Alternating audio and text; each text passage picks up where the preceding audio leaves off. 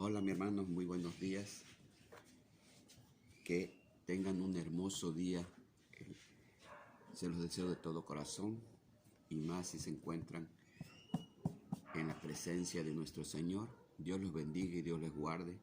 Sean bienvenidos a esta nueva enseñanza, a una enseñanza que vamos a referirnos en el capítulo 8 de Mateo, el cual vamos a hablar sobre Jesús sana a un siervo de un centurión.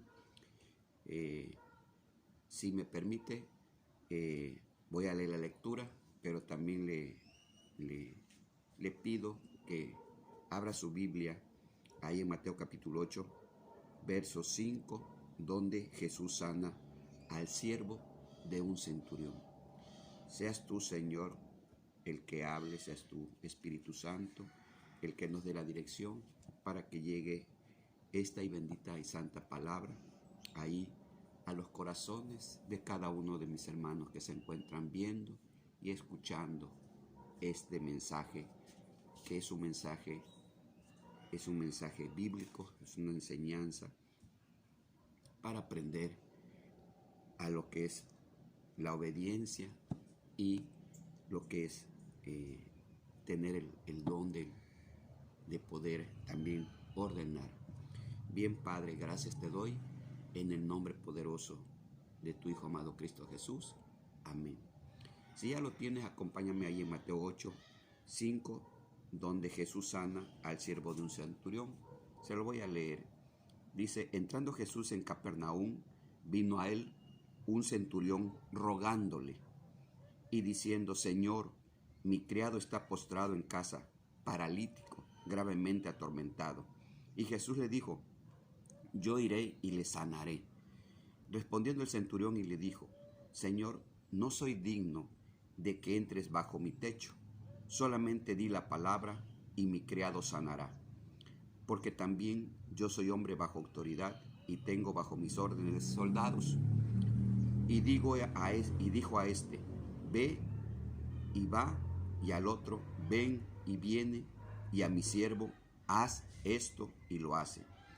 Al oír Jesús se maravilló y dijo a los que le seguían: de cierto os digo que ni aun en Israel he hallado tanta fe, y os digo que vendrán muchos del oriente y del occidente y se sentarán con Abraham, con Isaac y Jacob en el reino de los cielos.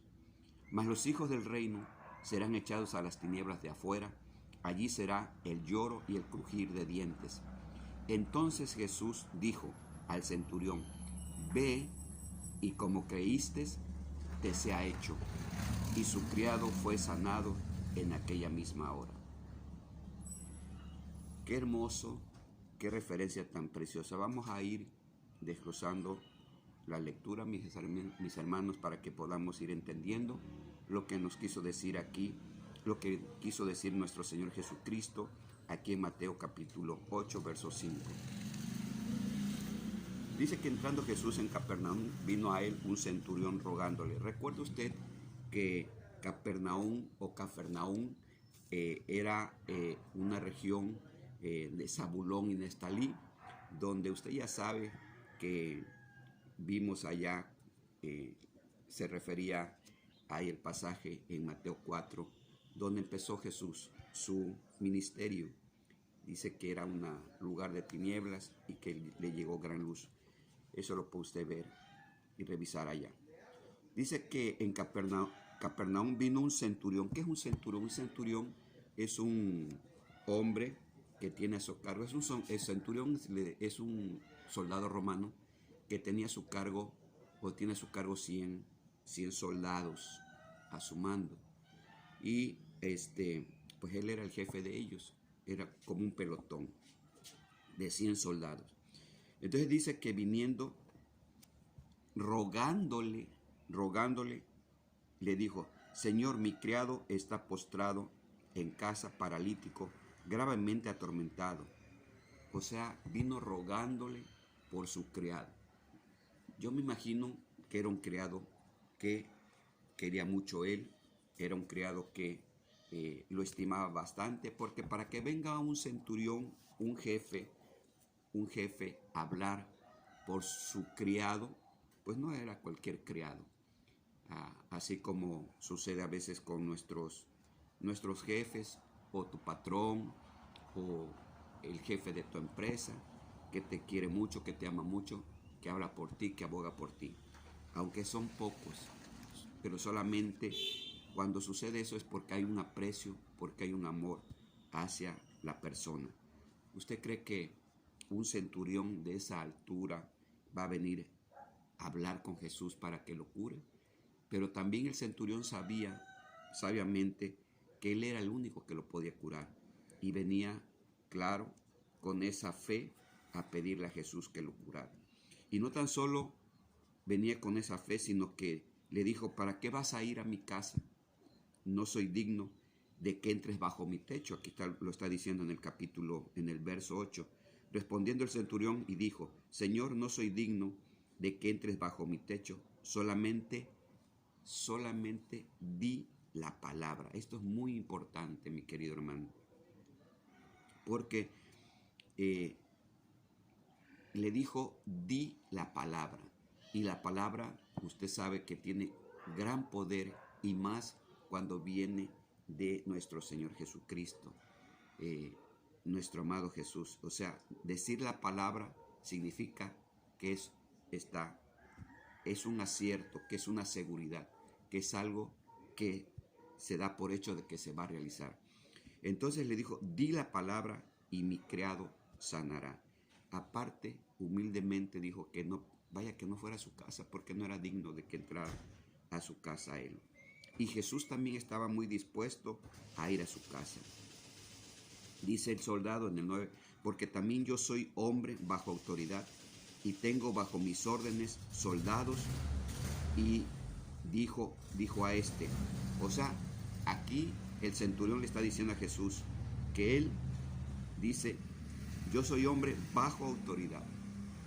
O sea, le está diciendo que él es un hombre que sabe obedecer. Es un hombre que sabe que cuando se le dice algo, él tiene que cumplirlo. Él sabe que cuando alguien le comenta su mayor, la persona que está jerárquicamente más arriba, le dice algo, lo tiene que cumplir, porque para eso es un soldado. Un soldado está disciplinado para cumplir todo lo que se le dice. Y dice que él, aquí lo dice: yo soy hombre bajo autoridad. O sea, que sabe obedecer. Y también dice: tengo soldados a mi cargo. O sea, él también sabe mandar. Dice, cuando le dice a un soldado: ve, y va. Cuando le dice a otro: ven, y viene. Y cuando le dice a un siervo de él: haz esto, lo hace. Dice que Jesús escuchó esto, mi querido hermano, y se maravilló y dijo a los que le seguían: de cierto os digo que ni aún en Israel he hallado tanta fe. Jesús le dijo esto, hermano querido, porque él sabe, nuestro Señor sabe que en el mundo terrenal hay jerarquías, en el mundo espiritual hay jerarquías. Quiero comentarle que Satanás tiene jerarquías, tiene principados, potestades, huestes de maldad, gobernadores, y entonces cada uno tiene cierto nivel de jerarquía. Y también en el área espiritual también hay jerarquías, ¿sí? Los querubines, los serafines están pegados ahí con el Señor, están en el trono de Dios. Hay arcángeles como el arcángel Miguel, el arcángel Rafael, ¿sí? Hay otros 2 arcángeles, ¿sí? Son 4 arcángeles que se mencionan en la Biblia. Y también hay ángeles, ¿sí? Que ejecutan las órdenes. El arcángel Gabriel, que es el mensajero de Dios. Son 4 arcángeles que se mencionan en la Biblia, pero vienen siempre, jerárquicamente, hay jerarquías. Por eso Jesús se admiró de esto. Bien, hermanos, quiero comentarle algo acerca de lo que significa obedecer. A ver si me puede ver. Le voy a poner aquí un pintarrón donde me puede ver, puede leer usted allá algunas palabras, ¿sí? Entonces dice que obedecer, viene de la palabra griega o arameo. Akouo, que significa, si ya usted lo está leyendo, léalo ahí. Obedecer viene de la palabra akouo, que significa oír, obedecer. Jupa, kouo, que significa escuchar, dar oído. Peito, que significa persuadir, ganarse para uno. Pistó, que significa confiar o dar certeza. Esas palabras, mis queridos hermanos, a ver, la palabra de abajo, a ver si se logra ver. Pistó, que significa confiar o dar certeza. Obedecer se define como entonces como escuchar, oír, persuadir. No es miedo a la autoridad, sino ser persuadido, someterse, dar crédito a la fe, a las enseñanzas y confiar. Entonces, si ya lo tienes, ahí lo puedes ver tranquilamente. Lo que yo te quiero dar a entender es cómo en hebreo, en arameo, obedecer significa oír, escuchar, no tan solo el que te estén hablando físicamente, no, sino que el oír significa que lo escuches físicamente, ¿sí? Que lo entiendas, ¿sí? Y que obedezcas. Ahorita vamos a ponerte un ejemplo. Entonces, obedecer y confiar están muy relacionados, obedecer y confiar. La fe dice que viene de la confianza y del creer en Dios. Esto no se puede tocar, la fe no se puede tocar, es invisible a los ojos del hombre, pero la obediencia viene a ser el resultado de la fe y de la confianza. O sea, la obediencia viene de la manera en que uno se conduce, viene de la manera conductual, o sea, de la actitud de la persona y puede ser observada. Entonces, por eso la palabra de Dios es muy sabia cuando te dice que por sus frutos los conocerás. O sea, por la obediencia tú vas a comprobar qué persona está cumpliendo con la palabra y qué persona no está cumpliendo. Es muy sencillo, pero fíjese que obedecer, si usted escucha la palabra oír, pues no la relaciona con obedecer. Sin embargo, si nos vamos a las raíces griegas, a las raíces hebreas, nos vamos a dar cuenta de que oír significa escuchar y obedecer. Cuando una persona obedece a Dios, da por ello la única evidencia posible de que en su corazón cree a Dios.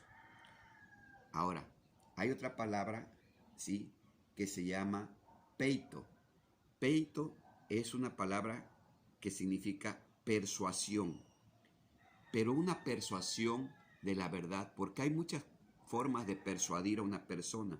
O sea, cuando hablamos de persuasión de la verdad, es porque usted está escuchando una palabra y la está razonando, la está escuchando y está viendo si es verdad, si es mentira. Entonces, cuando hablamos de la percepción de aquí, de la palabra de Dios, es cuando estamos persuadiendo, en verdad, hoy yo te estoy persuadiendo acerca de la verdad.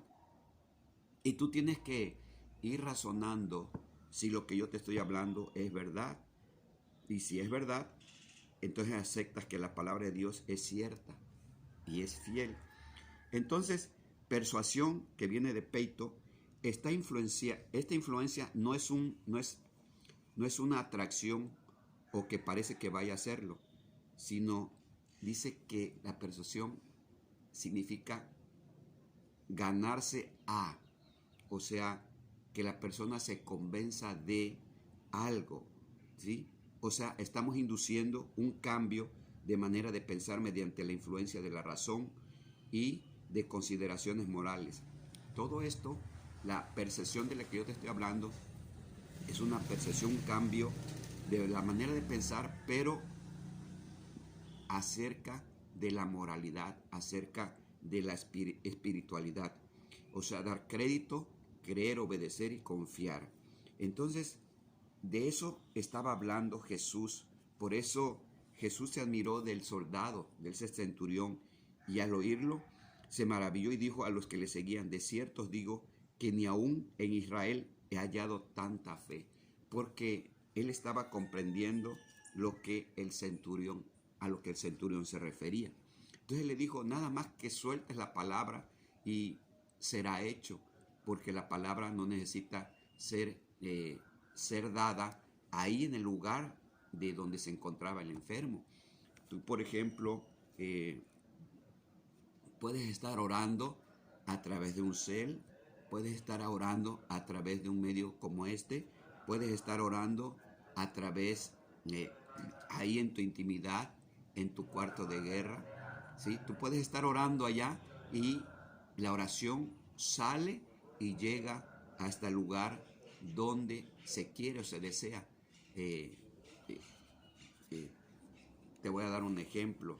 Estaba yo un día en una colonia, aquí en Campeche, una colonia, Leovigildo, que era una invasión, y estábamos orando ahí con una mujer, y en eso le habló, a esa mujer le habló su hija de Cancún, y decía que estaba muy mal del riñón, que no podía hacer pipí, que le dolía mucho y que tenía mucho dolor. En ese momento que le estaba hablando, me dijo: hermano, ¿qué podemos hacer? Le digo: pásamela. Y empecé a orar por ella. Empecé a orar por ella y el Espíritu Santo la sanó en ese momento.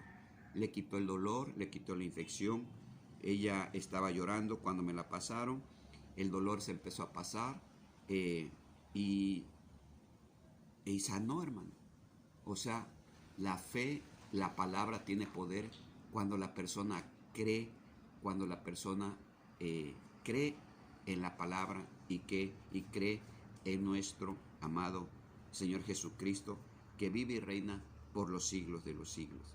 Entonces, el centurión sabía que no necesitaba ir al Señor Jesucristo, sino que solo necesitaba soltar la palabra y para que sanara su criado, su siervo. Y entonces estoy en el 11 y Jesús le dijo: os digo que vendrán muchos del oriente y del occidente y se sentarán con Abraham, con Isaac y con Jacob en el reino de los cielos. ¿De quién estaba hablando, hermano? Ya nuestro Señor Jesucristo estaba hablando de nosotros los gentiles. Estaba hablando de gente que iba a venir de todo el mundo, del occidente, del oriente, ¿sí? Y que nos íbamos a sentar con Abraham, con Isaac y con Jacob en el reino de los cielos. Porque recuerde que el reino espiritual, el reino de Dios, no está muerto, está vivo. Todas las almas, todas las personas que su cuerpo ya no se encuentra, pero ellas están vivas en el reino de Dios, y Dios, por eso se dice que nos sentaremos con Abraham, con Isaac, con Jacob y con todos los profetas y con Adán, con todos los hermanos que han muerto en Cristo Jesús, muerto su cuerpo, porque la vida continúa, la vida es eterna cuando estamos en Cristo Jesús. Entonces estaba hablando de nosotros los gentiles, hombres que no sabíamos nada del Evangelio, no éramos hombres que conociéramos de la palabra de Dios y que únicamente lo hacían los judíos en aquella época. Dice, estoy en el 8:12, mas los hijos del reino serán echados a las tinieblas de afuera, allí será el lloro y el crujir de dientes. Se refería a la gente judía, a la gente que no creyó en él, a la gente que no lo aceptó como Salvador, a él que no lo aceptaron como el Mesías, y que todavía siguen esperando al Mesías para que, pues según ellos, no ha llegado y lo siguen esperando algunas personas en Israel. Y entonces le dijo, estoy en el 13, entonces Jesús dijo al centurión, ve y como creíste, te sea hecho, y su criado fue sanado en aquella misma hora. Ve y como creíste, te sea hecho, y su criado fue sanado en aquella hora. Qué tremenda palabra de hoy, hermano. Nada más le quiero dar un ejemplo para que usted entienda la palabra oír, que significa escuchar y obedecer. Acompáñeme, por favor, ahí en Mateo capítulo 17, verso 5. Mateo 17, verso 5. Estas son cosas sobrenaturales a las que yo me asombro, porque son cosas que no se pueden hacer, que nosotros no podemos comprender cómo se hacen todavía, porque no estamos. Yo no he ido al reino del Señor, no sé cómo está en el cielo, pero aquí en el capítulo de Mateo 17 habla sobre la transfiguración.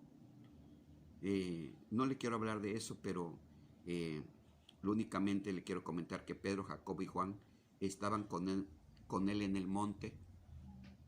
Lo llevó Jesús allá y Jesús delante de ellos se transfiguró. O sea, hermano, dice que estaba Pedro, Juan y Santiago, y dice que Jesús se transfiguró, o sea que se empezó a poner blanco todo, ¿sí? Dice que su rostro era como su pelo blanco como la nieve, sus ojos como fuego, ¿sí? Su vestidura blanca, ¿sí? Y que se le apareció ahí Elías y Moisés, y que empezaron a hablar con él, Moisés y Elías. Recuerde usted que Elías fue levantado en un carro de fuego, no se murió, y Moisés tampoco se encontró su cadáver. Entonces significa que están vivos en el reino espiritual. Dice que estaba ahí platicando con ellos dos, y después de terminar de platicar con Elías y Moisés, estoy en el 17.5, Mateo 17.5, dice, mientras él aún hablaba, una nube de luz los cubrió, y he aquí una voz desde la nube que decía, otra vez se vuelve a repetir aquí, mi querido hermano, la voz de Dios. Le llevo a este pasaje porque lo que sucedió cuando Jesús se bautizó, nuevamente se repite aquí. Dice, mientras él aún hablaba, una nube de luz los cubrió, y aquí una voz desde la nube que decía, este es mi Hijo amado, en quien tengo complacencia. A él oíd.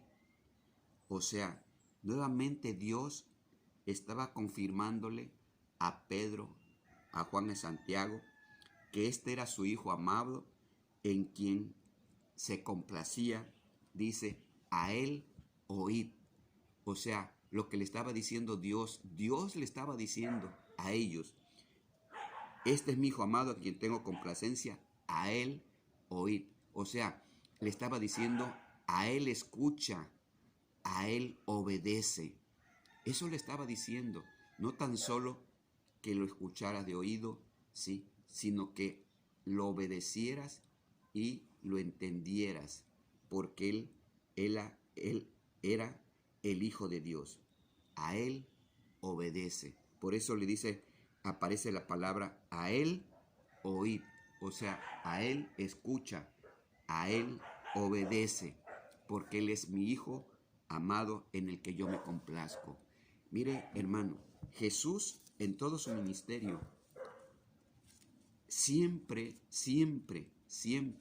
dijo que no hablaba por su cuenta, que él siempre hablaba lo que su Padre le decía, que él siempre actuaba porque su Padre así lo quería. Siempre dijo que él venía y que el Padre estaba en él, pero que él hacía lo que el Padre decía. Ahí en Getsemaní no quería ir a la cruz. Sin embargo, dice, no se haga lo que yo deseo y lo que yo quiero, sino que se haga tu voluntad. O sea, te está hablando, por eso comprendió al centurión, hermano, porque Muchas veces nosotros queremos hacer nuestra voluntad. A veces Dios te está diciendo, no vayas a este lugar, no vayas acá, no hagas esto, no hagas lo otro. Y nosotros a veces no entendemos. Pero cuando empiezas a comprender que es importante obedecer, primero obedecer y después mandar, porque ahorita mucha gente quiere mandar, pero no quiere obedecer. Y cuando le dices alguna verdad, se molestan, se enojan, porque hay mucha rebeldía. Y recuerde usted que la rebeldía no viene de Dios, sino viene de Satanás, porque fue él el primero en rebelarse. Cuando tú te rebelas a Dios, entonces la rebelión viene de Satanás, viene del enemigo de Dios, ¿sí? Cuando uno es rebelde es porque uno no quiere hacer caso, es desobediente. Cuando uno no obedece es porque hay algo en ti que te quiere sentir superior, igual como Satanás quiso sentirse igual a Dios, incluso quiere sentirse superior, no reconoce su majestad, no reconoce que es superior a él. Y cuando tú no reconoces algo así, entonces toda esa rebeldía viene del enemigo. Mucha gente, mi querido hermano, mi querida hermano, les gusta mandar, pero no quieren obedecer. Entonces, por eso Jesús, cuando le dijo esto al centurión, él le comprendió perfectamente bien, ¿sí?, a lo que se estaba refiriendo. Era un hombre bajo autoridad y tenía el poder también de mandar. Lo mismo hacía nuestro Señor Jesucristo. Si tú lees la Biblia, siempre decía Jesús, no lo digo yo, lo dice el Padre. No lo hago porque yo quiero, sino porque el Padre me envió. Así le estuvo diciendo a todos los fariseos, los saduceos, los escribas y los publicanos. A todos le estuvo diciendo eso. Así es que, mi querido hermano, esta palabra es una palabra de mucha fe, en el cual un centurión, un romano, un soldado de una jerarquía venía a pedirle a Jesús que sanara a su siervo, a una persona que él amaba, que él quería. Te quiero comentar algo. Tú puedes tener mucho orgullo, puedes tener mucha soberbia, pero cuando se trata de un ser querido, cuando se trata de una persona que amas, haces lo imposible para que sane, ¿sí? Y este centurión sabía que el único que lo podía curar es Jesús. Y muchas veces nuestro Señor Jesucristo, nuestro Dios Todopoderoso, a veces te va a pasar por situaciones para poderte enseñar, que a veces ni la ciencia, ni el médico, ni todo lo que hay en el mundo puede sanar a un enfermo, o puede expulsarle los demonios, o puede sanarle de algunas enfermedades psiquiátricas, o puede sanarle de alguna enfermedad incurable para los hombres. Imagínense en aquella época cómo nuestro Señor Jesucristo curaba la lepra, ¿sí?, que era incurable, ¿sí?, la lepra, la tuberculosis, que se vino a curar posteriormente, muchos años, siglos después. Mi querido hermano, te dejo esta bendita palabra. Espero que la hayas entendido, que la guardes en tu corazón, que entiendas cuando escuches o veas en la Biblia el oír, que no significa nada más escuchar, sino significa también obedecer. Que persuadir en la Biblia habla hay dos tipos de persuasión: una hacia la bendita y santa palabra de Dios, y cuando también en algunos pasajes habla cuando las personas, por ejemplo, cuando iban a matar a Jesús, dice que los ancianos, los sacerdotes, persuadían a la multitud para que Jesús lo crucificaran. Persuadir significa influenciar, ganarse para algo. Pero lo más importante es que tú entiendas que yo te estoy hablando en persuadirte en la verdad. persuadirte en la palabra de Dios, porque ahí está la vida, ahí está la esperanza y ahí está la vida eterna. Yo le doy gracias al Señor por poder llegar y permitirme poder estar ahí en tu casa, pero más que estar en tu casa, poder estar en tu oído, poder estar ahí en tu mente y en tu corazón, en el cual es el que quiere nuestro Señor. Ese corazón que Dios hizo y construyó en ti para que lo ames, para que a Él sí lo debes de idealizar.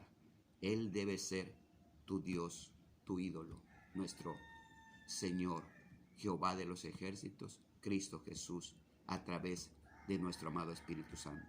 Espero, mi querido hermano, mi querida hermana, que pongas tu cel para la próxima enseñanza y aquí vamos a estar llegando a tu vida y a tu corazón, personalmente, ahí en tu corazón, que es el templo del Dios vivo, del Dios de Abraham, de Isaac y de Jacob. Dios te bendiga y Dios te guarde. Nos vemos para la próxima, mi querida y mi querido hermano. Dios te bendiga. Amén.